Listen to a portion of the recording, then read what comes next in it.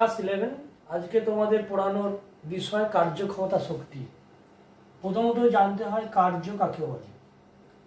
কোনো সমতলের উপর রাখা একটি বস্তুর উপর যদি এম মানের বল প্রয়োগ করা হয়, প্রযুক্ত বলের অভিমুখে বস্তুর সরণ এস হলে বলতে পারি বল দ্বারা কার্য হয়েছে। এখন এই প্রযুক্ত বল আর সরণের গুণফল দ্বারাই কৃতকার্যকে পরিমাপ করা হয়। এখন যদি ভেক্টর ফর্মে আমরা কৃতকার্য বের করতে চাই, কার্য সাধারণত স্কেলার রাশি, তাই প্রযুক্ত বল এফ সমান যদি আমরা F1 i cap plus F2 j cap plus F3 k cap লিখি এবং সরণ প্রযুক্ত বলের ক্যাপ বস্তুর সরণ S সমান S1 i cap plus S2 j cap plus S3 k cap হলে কৃতকার্য W সমান লেখা যায় F dot S। Dot product করলেই স্কেলার মান পাওয়া যায়। সুতরাং এইটা ডট প্রোডাক্ট করলে আমরা আগেই পড়েছি F1 S1 plus F2 S2 plus F3 S3, এটাই কৃতকার্যের পরিমাপ হিসাবে ধরা হয়। কৃতকার্য দু ধরনের হয়, একটা বলের দ্বারা কার্য আর একটা বলের বিরুদ্ধে কার্য। ওইগুলো আসার আগে আমাদের একটা জিনিস জানতে হয়, সর্বদাই প্রযুক্ত বলের অভিমুখের সঙ্গে সরণ প্রযুক্ত বলের অভিমুখের দিকে হয় না। যেমন ধরে নাও এই বালকটি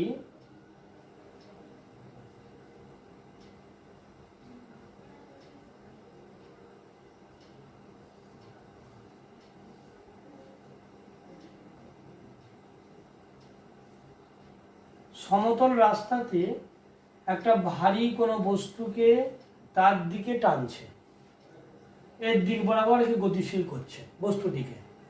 তাহলে তার প্রযুক্ত টানটা এই বরাবর ক্রিয়া করলো, মানে বলটা, কিন্তু ওই বস্তুটা সরণ হলো অনুভূমিকভাবে এই বরাবর এস হলো। তখন দেখা যাচ্ছে প্রযুক্ত বল আর সরণের মধ্যবর্তী কোণ একটা রয়েছে, সেটা থিটা ধরলাম। সেক্ষেত্রে বলের উপাংশ নিতে হয়। প্রযুক্ত বলের সরণ বরাবর উপাংশ হয় নিশ্চয়ই অনুভূমিক উপাংশ F ইন্টু কস থিটা, আর উলম্ব উপাংশ হয় F into sine theta. F sine theta এই বস্তুর ওজনকে কমায়, কিন্তু বস্তুটির কৃতকার্য, বস্তুতে যে বলের দ্বারা বস্তুটা সরণ হচ্ছে সেই প্রযুক্ত বলটা হলো F কস থিটা। তাহলে এই ক্ষেত্রে কৃতকার্য হবে W equal to F cos theta into S, অর্থাৎ W equal to F S cos theta. এরপর বলের দ্বারা কার্য কোনটা? প্রযুক্ত বলের অভিমুখে বস্তুর সরণ হলে সেটা বলের দ্বারা কার্য, এটা প্রধানত ধনাত্মক। আর প্রযুক্ত বলের যেদিকে বল প্রয়োগ করবে তার বিপরীত দিকে যদি বস্তুর সরণ হয় বা প্রযুক্ত বলের বিপরীত দিকে বস্তুর সরণ করলে সে ধরনের কার্যকে বলে বিরুদ্ধে কার্য বলে, এটা হচ্ছে ঋণাত্মক কার্য। কিন্তু অভিকর্ষ বলের দ্বারা কার্য সাধারণত ঋণাত্মক ধরা হয়, কিন্তু অভিকর্ষ বলের বিরুদ্ধে কার্যটা ধনাত্মক ধরা হয়। অর্থাৎ ওপর দিকে কোনো একটা ঢিল ছুড়ে দিলাম, বস্তুর ওজন নিচের দিকে সর্বদা ক্রিয়া করবে, কিন্তু সরণটা উপর দিকে সরণটা উপর দিকেই ক্রিয়া করে, ফলস্বরূপ এটা বলের বিরুদ্ধে কার্য। এটা এই ক্ষেত্রে কিন্তু এটা ধনাত্মক কার্য হিসাবে গণ্য করা হয়। এখন আমরা এখানে একটা জিনিস নেব, সেটা হচ্ছে কার্যহীন বল। কার্যহীন বল কাকে বলে? প্রযুক্ত বস্তুর উপর প্রযুক্ত বল সরণের অভিমুখের সঙ্গে সমকোণে ক্রিয়া করলে তখন কার্য হয় না, সেই ধরনের কার্যটাকে কার্যহীন বল নামে পরিচিত।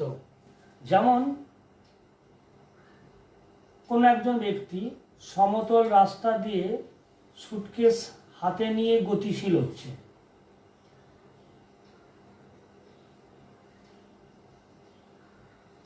সুটকেসটার ওজন খুব বেশি হলেও ওই ব্যক্তিটা কোনো কার্য করবে না। এর কারণ হিসেবে কি বলা যায়? কারণ ওজন দেখো নিচের দিকে ক্রিয়া করছে, আর বস্তুর সরণটা এ বরাবর যদি এস ক্রিয়া করে, এমজি আর এস এর মধ্যবর্তী কোণ নিশ্চয়ই 90 ডিগ্রি। তা সেক্ষেত্রে কৃতকার্য W সমান পাবো F into S into cos of 90 degree সমান 0, অর্থাৎ সেক্ষেত্রে কার্য হয় না। এটা কার্যহীন বলে উদাহরণ। আরও একটা বলতে পারি, সূর্যের চারিদিকে পৃথিবীর ঘূর্ণন, এটা যদি তোমার সূর্য হয়, পৃথিবী যদি এর সাপেক্ষে বৃত্তপথে বা উপবৃত্তাকার কক্ষপথে ঘুরে বেড়ায় তখনও কার্য হয় না, সেটাও কার্যহীন বলেরই উদাহরণ হয়। পরেরটা কার্য কাকে বলে জানলাম, কার্য কি রাশি সেটা জানলাম। কার্য একক, কার্যের একক, দু ধরনের কার্যের একক হয়, এক হচ্ছে পরম আর একটা হচ্ছে অভিকর্ষীয়।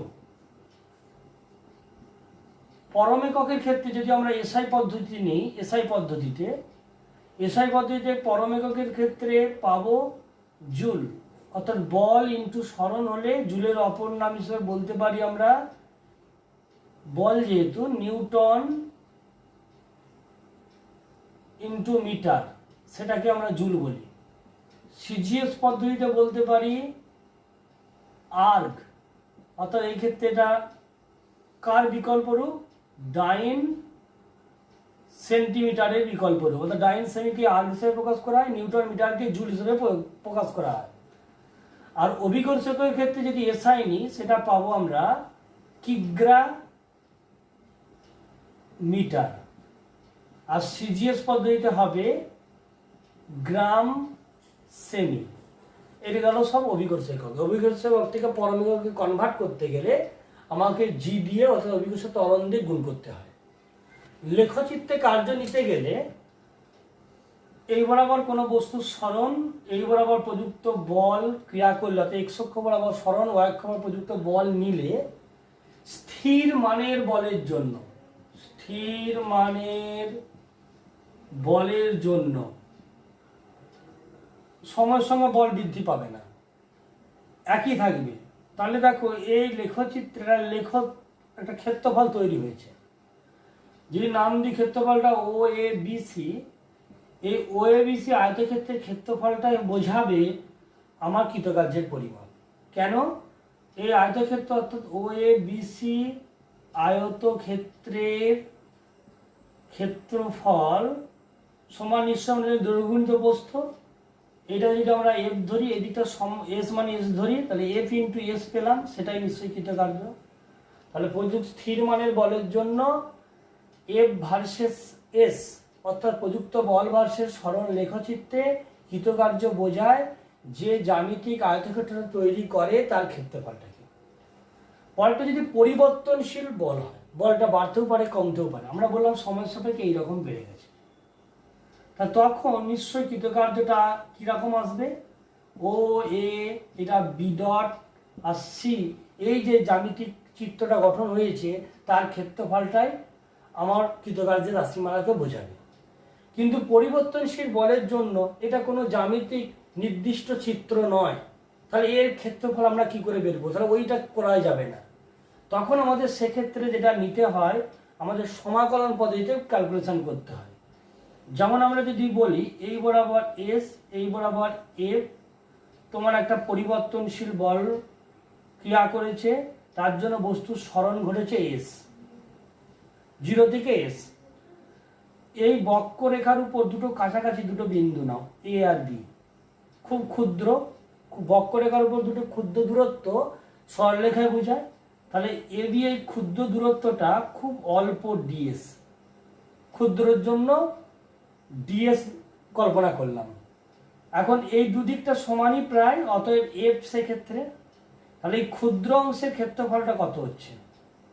নিশ্চয়ই দৈর্ঘ্য, এটা আয়তক্ষেত্র, ক্ষুদ্র আয়তক্ষেত্র, তা দৈর্ঘ্য গুণিত প্রস্থ করলে এফ ইন্টু ডিএস, তাহলে ডি ডাব্লিউ ওই অল্প সরণের জন্য কৃতকার্য এফ ইন্টু ডিএস পেলাম।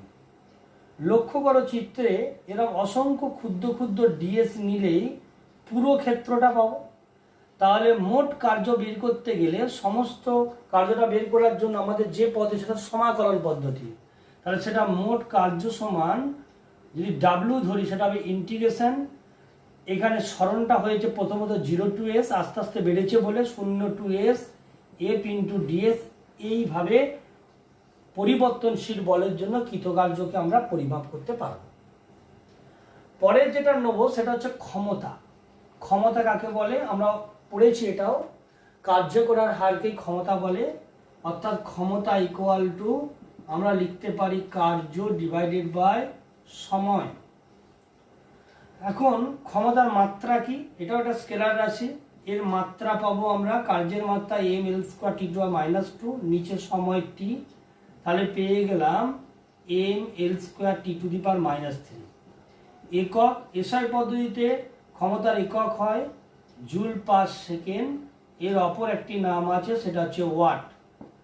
সিজিএস পদ্ধতিতে এর আরেকটা একক হয় সেটা হচ্ছে আর্গ পার সেকেন্ড, সেটাও ক্ষমতার একক। ক্ষমতার একটা ছোট্ট রাশিমালা রয়েছে, আমরা ক্ষমতা ইকুয়াল টু লিখতে পারি কার্য ডিভাইডেড বাই সময়। আবার কার্য সমান আমরা জানি বল ইন্টু সরণ বাই সময়। সরণ বাই সময় সমান আমরা জানি বেগ, তাহলে পেয়ে গেলাম বল ইন্টু বেগ। তাহলে এখান থেকে আমরা জানলাম ক্ষমতা সমান আমরা পেলাম বল ইন্টু বেগও পেলাম। এরপর যেটা দরকার সেটা হচ্ছে অশ্ব ক্ষমতা। 550 পাউন্ড ভরের কোনো বস্তুকে প্রতি সেকেন্ডে 1 ফুট উপরে তুলতে যে পরিমাণ কার্য করতে হয় তাকেই আমাদের কি বলা হয়? অশ্ব ক্ষমতা। তাহলে 1 HP সমান আমি লিখতে পারি 550 foot pound weight second inverse. সংজ্ঞা অনুযায়ী 550 ইন্টু 1 ফুট ইন্টু পাউন্ড ওয়েটটাকে যদি আমরা আর্গে নিয়ে যাই তাহলে সেটা পাবো 453.6, এটা গ্রাম wait, into 981 into second inverse. আবার দেখো 1 ফুট মানে কত সেন্টিমিটার? 30.48, তাহলে 550 ইন্টু 30.48 গুণিত 453.6 ইন্টু 981 সেন্টিমিটার, আর ডাইন গুণ করলে আর্গ সেকেন্ড ইনভার্স। যদি আমরা এটা ওয়াটে যাই মানে জুল পার সেকেন্ডে যাই তাহলে 550 ইন্টু 30.48 গুণিত 453.6 ইন্টু 981 ডিভাইডেড বাই 10⁻⁷, এটা পেয়ে গেলাম ওয়াট। আর্গ পার সেকেন্ড মানে ওয়াট। ক্যালকুলেশন করলে 746 ওয়াট আমরা এখান থেকে পেয়ে গেলাম, অর্থাৎ 1 HP সমান 746 ওয়াট। ক্ষমতার পর আমাদের যেটা দরকার সেটা হচ্ছে শক্তি, অর্থাৎ এটা পুরোপুরি কার্যের সমতুল্য রাশি। এর একক মাত্রা কার্যের মাত্রা এবং এককের সমতুল্য। কার্য করার সামর্থ্যটাকে শক্তি বলে। পৃথিবীতে অনেক প্রকারই শক্তি আছে, তার মধ্যে প্রধান 8টা যদি নিই, প্রথমটা বললাম যান্ত্রিক শক্তি, 2 নম্বর তাপ শক্তি, 3 নম্বর আলোক শক্তি, 4 নম্বর শব্দ শক্তি, 5 নম্বর রাসায়নিক শক্তি, 6 নম্বর পারমাণবিক শক্তি, 7 নম্বর চুম্বক শক্তি, আর 8 নম্বর বললাম তড়িৎ শক্তি। এত প্রকার শক্তির মধ্যে আমাদের এই চ্যাপ্টারে পড়ার আলোচ্য বিষয় যান্ত্রিক শক্তি। যান্ত্রিক শক্তি বলতে গতিশক্তি এবং স্থিতিশক্তির সমষ্টিকেই বোঝায়। তাহলে যান্ত্রিক শক্তি থেকে আমার চলে আসলো গতিশক্তি ও স্থিতিশক্তি। আজকে গতিশক্তি নিয়ে বললে কোনো বস্তু তার গতিশীল অবস্থা বজায় রাখার জন্য যে শক্তিটা অর্জন করে। অর্থাৎ যদি বলি তুমি লং জাম্প যখন দাও তখন এক জায়গায় দাঁড়িয়ে থেকে লং জাম্প দিলে যতটা দূরত্ব গিয়ে পড়বে, তুমি যদি দৌড়ে ছুটে এসে লং জাম্প দাও তাহলে সেক্ষেত্রে অনেকটা দূরে গিয়ে পড়বে। অর্থাৎ গতিশীল থাকার জন্য বস্তুতে একটা শক্তি সঞ্চিত হয়। যেমন কোনো একটা আলপিন বা পেরেককে দেওয়ালে পোতার জন্য যদি আলপিনের ওপর মাথার উপর হাতুড়িটাকে আমি ঠেকিয়ে রেখে দিই তাহলে কি আলপিনটা দেওয়ালে গাঁথা হবে? না দূর থেকে জোরে তার উপর আঘাত করতে হবে? নিশ্চয়ই আঘাত করলে তবেই যাবে। তাহলে সেক্ষেত্রে আমাদের গতিশক্তির পরিমাপ করার জন্য আমাদের যেটা দরকার সেটা কিভাবে নেব? বললাম এই সমতলের উপর এম ভরের একটি বস্তু আছে। এম ভরের বস্তুটার প্রাথমিক গতিবেগ 0, এর ওপর এম মানের বল প্রয়োগ করার জন্য বস্তুটা এ ত্বরণ নিয়ে এস দূরত্ব যাওয়ার পর ভি বেগ অর্জন করল। আমরা যেমন প্রযুক্ত বল দিয়ে বেগ বাড়ালাম, আবার গতিশীল বস্তুকে থামিয়েও বেগ কমিয়েও ক্যালকুলেশন করা যায়। তাহলে বললাম এক্ষেত্রে তাহলে গতির সমীকরণ থেকে কি লিখতে পারি? গতির সমীকরণ হতে ভি স্কোয়ার সমান ইউ স্কোয়ার, যেহেতু ত্বরণে যাচ্ছে +2s, অন্তিম বেগ ভি স্কোয়ার, প্রাথমিক বেগ 0 ছিল, +2 × a × s, তাহলে এস সমান আমরা পেয়ে গেলাম v²/2। এক্ষেত্রে বল দ্বারা কৃতকার্যই বস্তুর ওপর প্রযুক্ত গতি শক্তির মানকে বোঝায়। যেমন তাহলে এক্ষেত্রে গতিশক্তিটা যদি আমরা কে বলি, কাইনেটিক এনার্জি বলে, সেটা পাবো আমরা প্রযুক্ত বল, মানে যেহেতু কার্য, তাহলে প্রযুক্ত বল ইন্টু সরণ। প্রযুক্ত বল আমার এখানে এফ আর সরণটা এস। যেহেতু আমরা জানি এফ সমান এম ইন্টু এ ইন্টু এস, বল সমান ভর ইন্টু ত্বরণ, এস এর মানটা অলরেডি বের করেছি। তাহলে কি সমান পেয়ে গেলাম 12 mv²। এটাই গতিশক্তির রাশিমালা। এরপর গতিশক্তির সঙ্গে ভরবেগের একটা সম্পর্ক আছে। আমরা আগেই পড়েছিলাম ভরবেগ সমান, অর্থাৎ যদি পি বলি, পি সমান এম ইন্টু ভি, ভর ইন্টু বেগের সমন্বয়। আবার কে সমান আমরা বা কে গতিশক্তিটা যদি আমরা ই বলি, ই সমান পাবো 12 mv²। এখানে ইটা গতিশক্তি। উভয় পক্ষকে যদি আমরা এম দিয়ে গুণ করি, এই দুইটা দিয়ে গুণ করলে 2em সমান m² v²। mv মানে যেহেতু পি, তাহলে p² সমান পেয়ে গেলাম 2me, অর্থাৎ p সমান √2m। এটা ভরবেগ এবং গতিশক্তির মধ্যে সম্পর্ক। পরেরটা কার্যশক্তি উপপাদ্য। ধরে নিলাম এই বক্রপথটার এ বি থেকে বি বিন্দুতে এম ভরের একটা বস্তুকে এই পথে গতিশীল করলাম। এই পথের উপর খুব কাছাকাছি দুটো বিন্দু, যদি আমরা পি কিউ নিই, এটার ক্ষুদ্র দূরত্ব ডিএস, এই অল্প সরণের জন্য এফ বলের ক্রিয়ায় অল্প সরণের জন্য কৃতকার্য নিশ্চয় হবে DW সমান বল ইন্টু সরণ এফ ইন্টু ডিএস।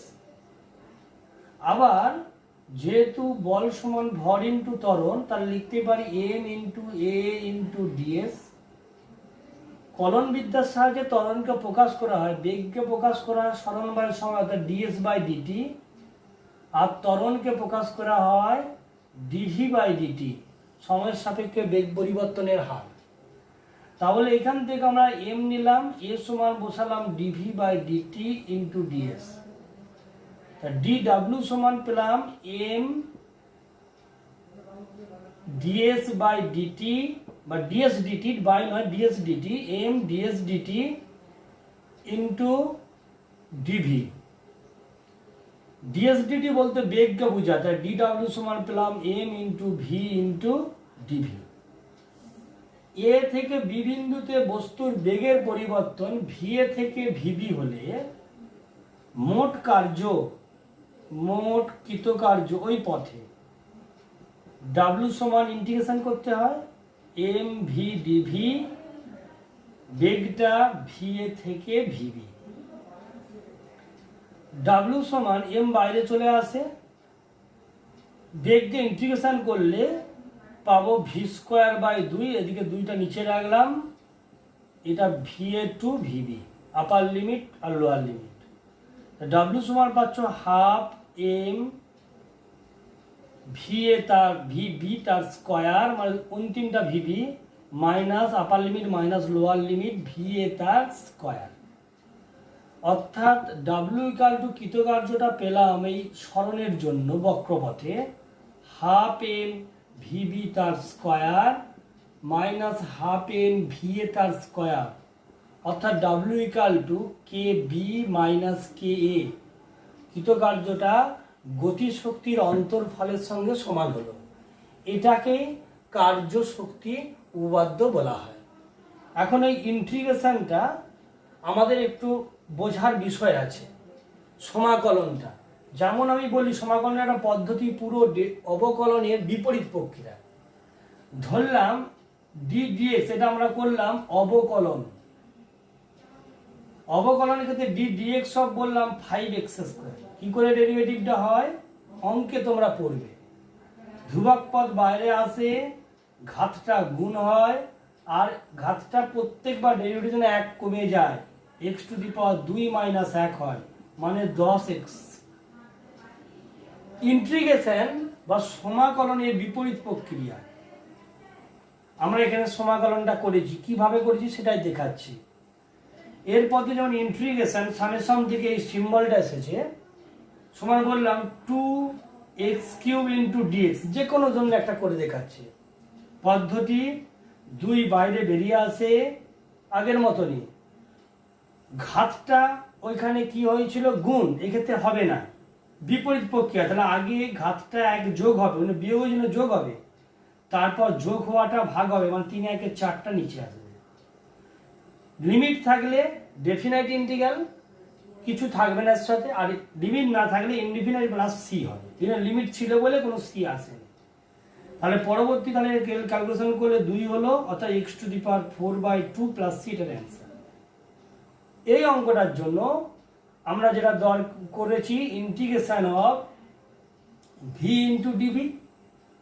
কিছু নেই মানে মাথায় ঘাতে 1 আছে, তাহলে পদ্ধতি v⁴1 + 1 ডিভাইডেড বাই বেরিয়ে যাওয়াটা 2 হলো, যোগ হওয়াটা ভাগ হয়ে গেল, অর্থাৎ v² আমরা 2 পেলাম।